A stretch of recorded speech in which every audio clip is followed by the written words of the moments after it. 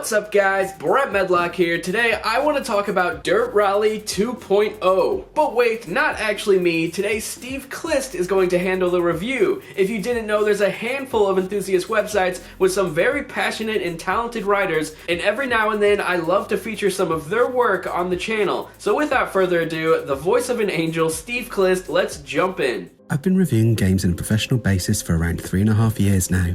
In that time I've reviewed almost 40 racing games. I love the genre. I'm also pretty good at them, and have even played at a competitive level. I'm now at the point where I can pretty much judge a racing game after the first few corners of a race. My general opinion may move up or down by half a point or so, but I'm usually pretty accurate. Dirt Rally 2.0 is the first racing game I've come across where my initial opinion was well wide of the mark. Allow me to explain. I reviewed the original Dirt Rally when it came out in 2015. I described it as the most incredible rally game I've ever played, but it also had me wanting to throw my controller across the room. The reason for this is that it was hard, really hard. When I started up Dirt Rally 2.0, I expected it to be challenging.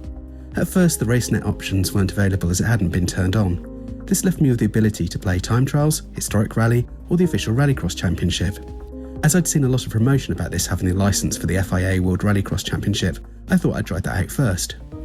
I spent 4 hours trying to win the first Rallycross event. Try as I might, I just couldn't do it. For the first time ever with a racing game, I tried lowering the difficulty, and I usually dial it up. I then spent around an hour trying to win the 4 qualifiers. Eventually I managed this only to not qualify for the finals because my times weren't fast enough, despite winning every single qualifying heat. I was ready to throw my controller at the TV. To save myself a big repair bill, I put the game down and went and tried to do something else for a bit. When I came back to the game, RaceNet had opened up, and I decided to try that out.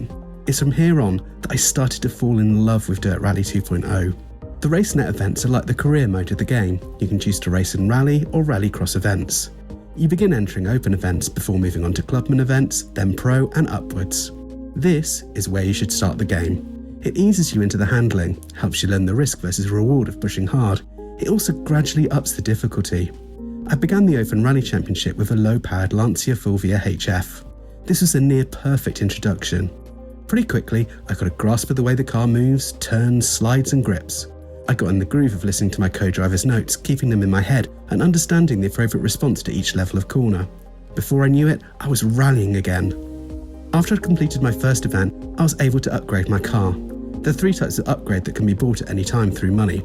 In-game, no microtransactions here. There were durability improvements for the brakes and the suspension, as well as the ability to tune your vehicle. Then there were 4 engine upgrades that are available to buy once you've driven a set distance in the car. Each level of engine upgrade will grant your car more power, but will reduce the durability of your motor.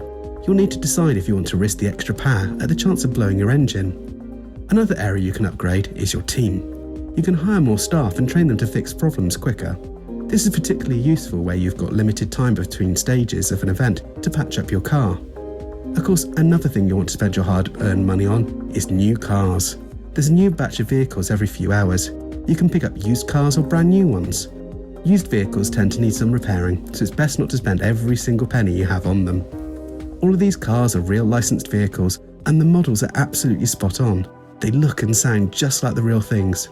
The reflections, deformation and mud buildup are also incredibly realistic. In fact, all of the visuals in Dirt Rally 2.0 are seriously impressive. On my Xbox One X, the game runs in 4K at 60 frames per second with HDR. The sunrise and sunsets look stunning. The dusk races in particular, while it's raining, look so realistic you could be forgiven for thinking you're watching real footage of a race. The particle effects for the dust being kicked up by other cars is also worthy of praise. Forza has been the market leader in terms of visuals for quite a while now. Codemasters are right on their heels now though, and the results they're achieving with their Eco engine are a sight to behold. The style is very naturalistic and serves the rest of the game perfectly. Having completed a few championships in the RaceNet career, as well as the available daily and weekly challenges, I went back and tried the FIA Rallycross Championship again. It was still hard as nails, but it only took me around 30 minutes to complete one event on the original difficulty.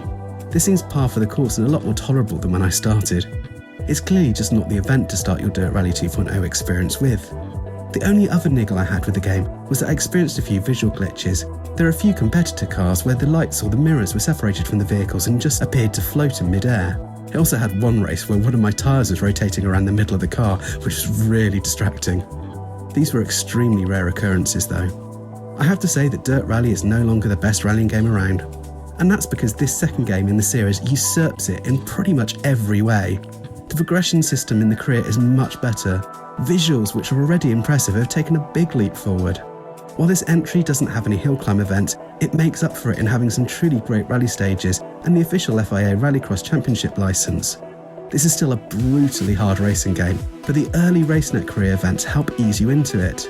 If you want an ultra-realistic racer or a great rally game, then Dirt Rally 2.0 is a title you simply have to play.